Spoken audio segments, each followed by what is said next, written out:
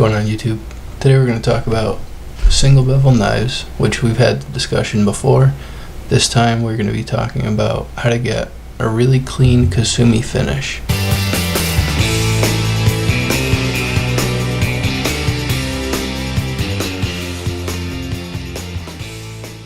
So I've got 105 millimeter Deba. This is used for like boning fish, filleting fish, deboning fish and filleting fish, I should say. It has a concave backside and then the single bevel. This is made for right hand. I did rehandle this, so this is bird's eye maple and wenge.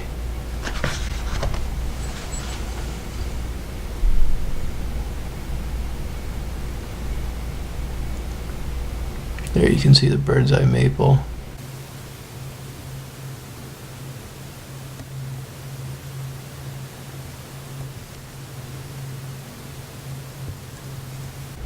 And I threw a partial octagonal handle on it.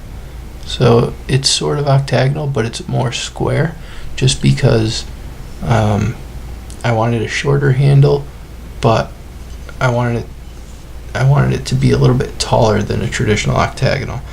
The traditional octagonals that I usually do are about 2/3 the height. So this is and this actually also tapers. It might be tough to see, but it's a little bit shorter here and then gets taller out here. So it actually tapers the long way too, just a little bit. So it's thinner here and then widens out just a little bit to the back. Because I did the added height, it allows me to get my fingers higher up into the blade here so that I can pinch grip. And for a single bevel, usually you'll hold the fish and then do pull cuts like this.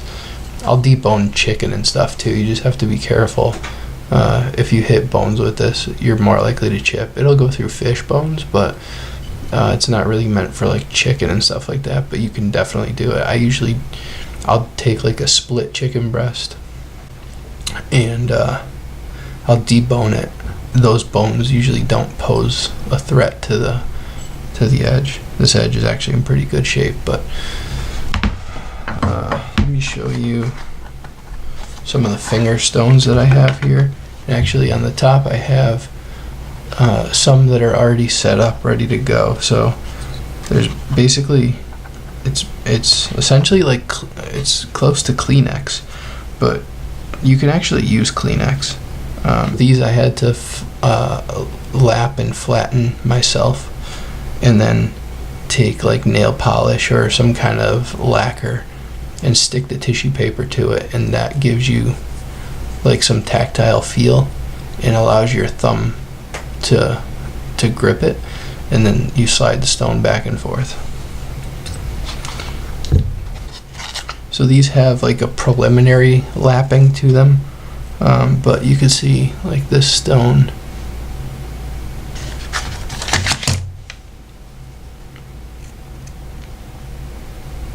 is much thicker. There's two of them here, but like this one is much thicker than these, which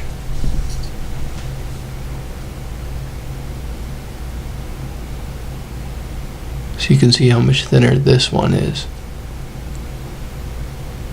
because I've already lapped it. You might actually be able to tell that they kind of look alike. In fact, this stone, you should definitely be able to see a clear resemblance to this stone. And yeah, so each stone here will do a different thing. So like this one is a little bit coarser. This one is a little bit coarser too. This one is pretty fine, and this one's pretty fine as well. So these two would probably be toward like the end, the finishing, and then these would be like after I get off of this stone, I'll start with a finger stone like this, and it'll start erasing the scratches. So, alright, let's push these aside. We'll see how far we can get with just the finger stones and how good of a polish we could get.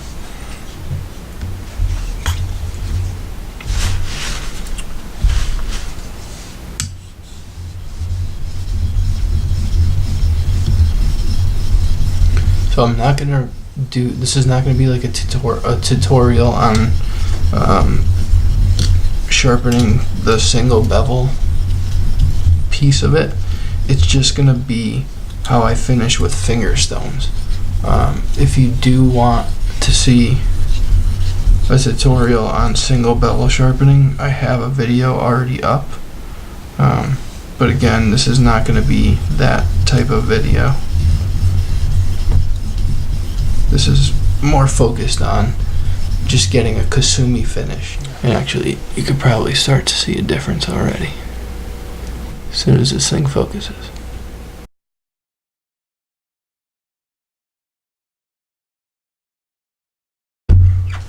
So, usually, the harder that the stone is, the more it will polish the very edge where the hardened steel is, and it leaves scratches on the softer clad mild steel. So that's getting a Kasumi finish is going to get us like that blend between the two.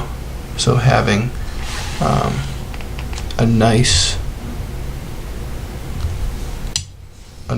bright polish, but try to minimize the scratches on the mild steel the best we can.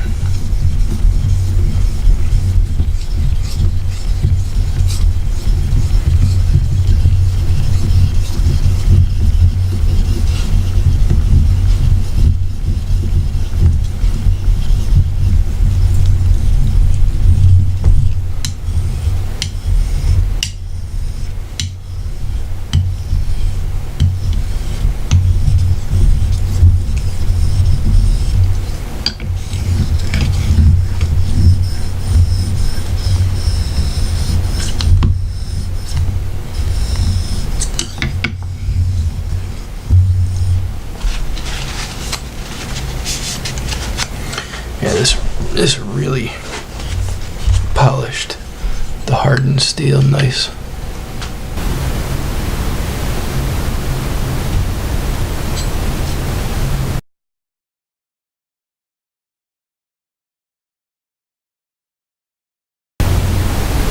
At this point, I'm going to actually create a little bit of a slurry.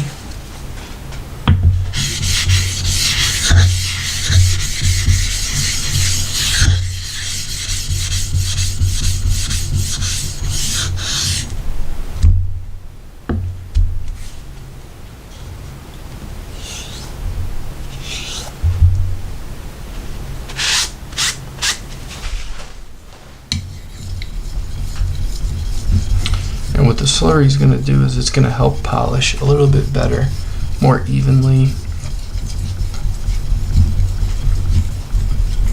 And you can do this with synthetic stones too.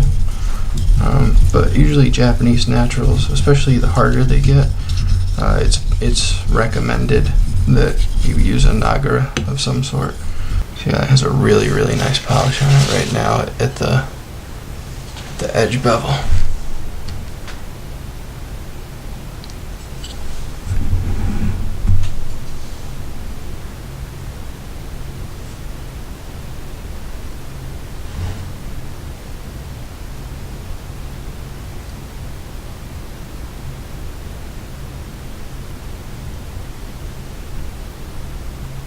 There you can see it.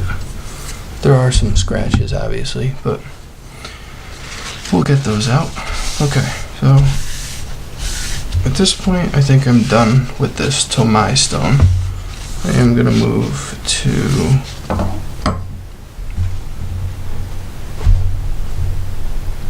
the Ichigamori. No pressure. You just let the weight of the knife do the work. Single bevel, especially, are one of the easiest to sharpen once you know how. So it can be tricky at first to learn how to do it, but once it actually comes down to sharpening, it's one of the easiest because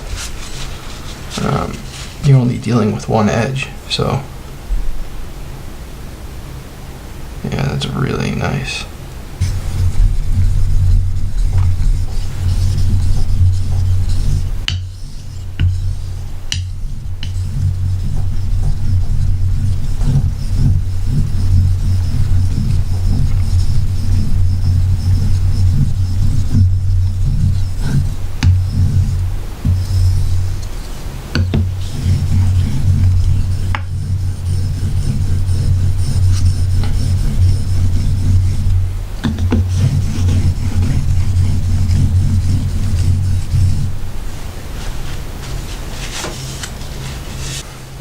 Still need to sharpen a little bit longer.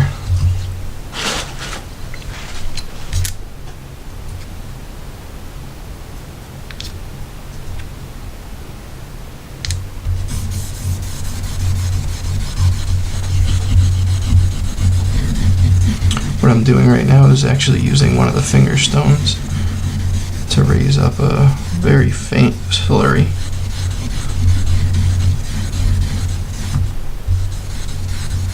And that's going to help me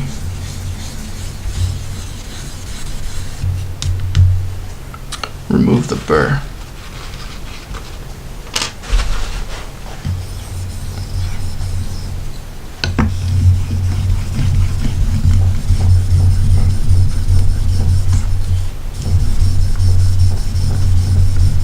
Again, I'm only putting pressure on the pull, not on the push, just the pull stroke.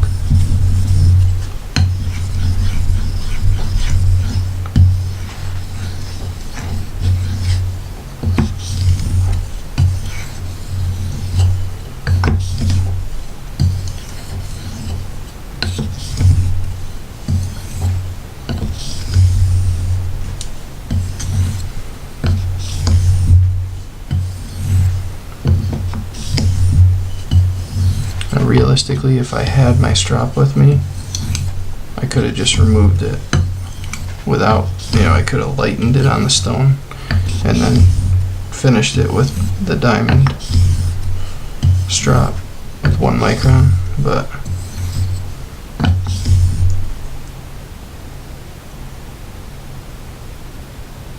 and I believe that's gone now. You kind of can hear the sound. It changes at some point once the burr is gone. And there, you can see that was a pretty clean cut.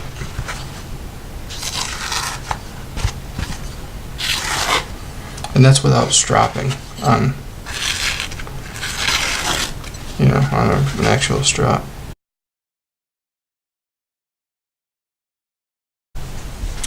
Okay guys, so we're back. Now, I actually just took a look at one of my Fingerstones, and I thought it was in better condition than it is for flatness and for how thin it is. I'm just going to move you guys quick. Okay, so what I'm going to do, it actually worked out well, I think, because I can just take you guys through this now. What I'm going to do is I'm going to lap it on the Sharpening 500. So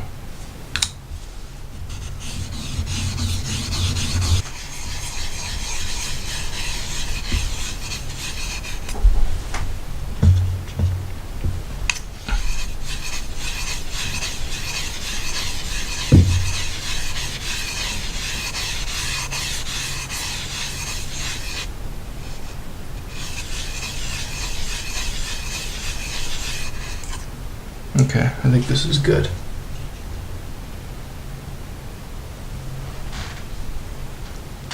So this thing is really thin right now. You know what? I'll just lap these all really quick since I already started.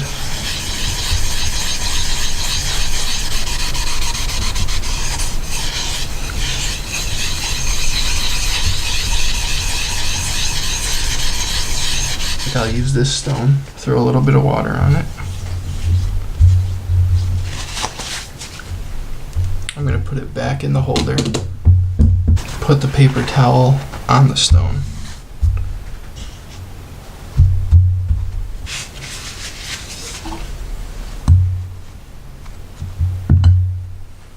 And the knife goes on like this. And I grab the stone that I want to use. So I think I'll start with this.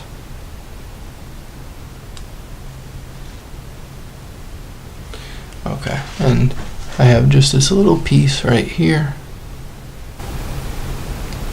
And then I'm just gonna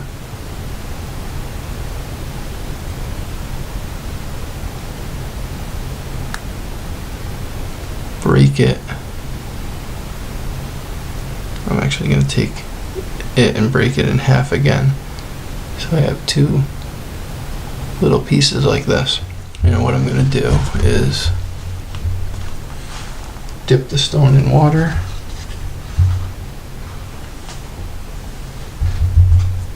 Put just a little bit of water on the blade. And you want to create a slurry or a mud. And work this back and forth.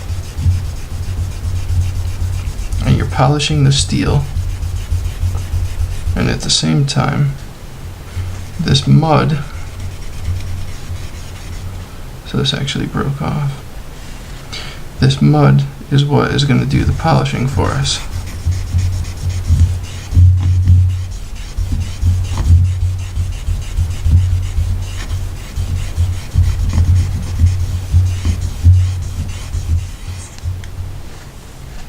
Alright, let's see some progress on where we're at.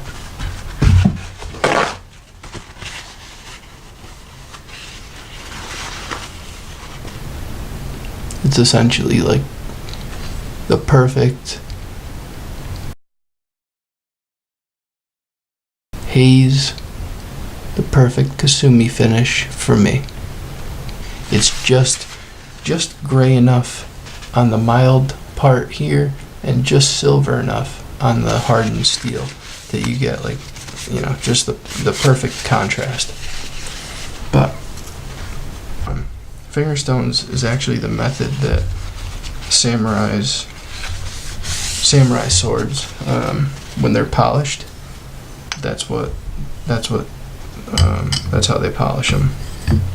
I don't think samurais actually polished them back in the day that they had them, but you know, museums and stuff have them polished and all that, and this is what they use, are Fingerstones. But there's a whole process before this. You know, I'm showing you guys like a pretty quick way to do it, but there are other stones. Like if you're doing a katana, there are other stones that need to be used to make this bevel flat, and you know, there's a whole process to it.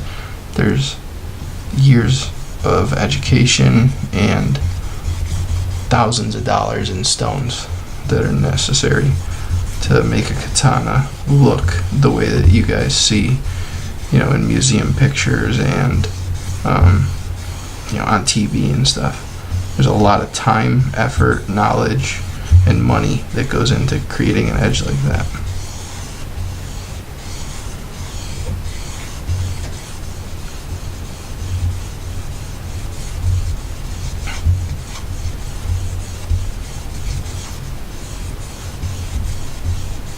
So I found that the paper towel was actually inhibiting the polishing. It was just getting snagged a lot. So in this case, I'll just have it on the stone like this. But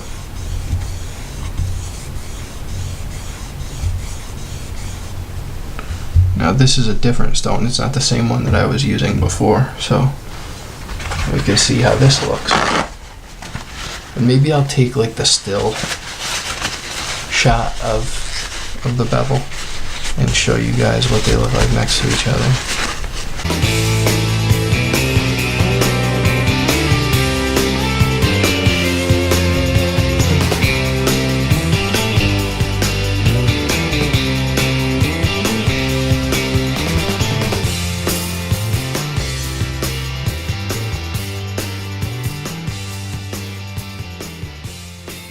hope this was of some use for some people. If you want a really nice Kasumi finish, I think this is the best way to go.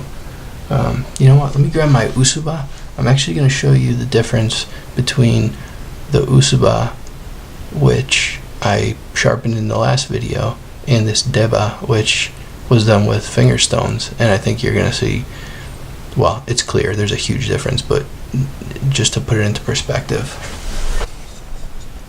Here's the Usuba. Now this does have a bigger bevel here, so there's more, you know, it's probably easier to see, but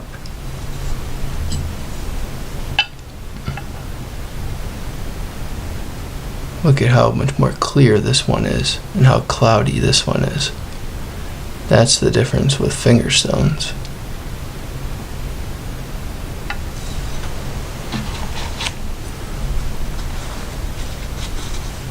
Just for the hell of it,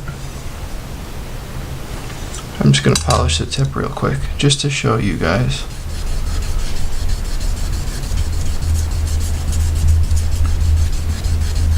Because this bevel is bigger, so I think it'll show up a lot easier. Alright, so just that, what, maybe 45 seconds to a minute?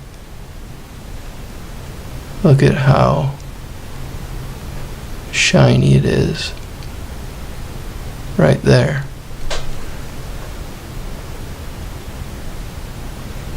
And how cloudy it is back here. There's still some rogue scratches here. They can all be taken out, but that's the difference between fingerstone polishing to get Kasumi finish and just going for, you know, a regular sharpening. If you want your knife to look pristine, fingerstones are the way to go. So, alright guys, I think that'll do it for today's video, or tonight's video. If you like the video, please give a thumbs up and subscribe. Leave a comment below. If you guys have any questions, leave it in the comments. I'll try to answer them as fast as I can. I'll definitely get to all of them. It's just a matter of when I do. I'm usually pretty quick about it though. Thank you all of my subscribers. There's a handful of you, but I really appreciate it. So again, this is Mike with I Heart Knives. Thanks for coming along, and I'll see you guys on the next one. Take care.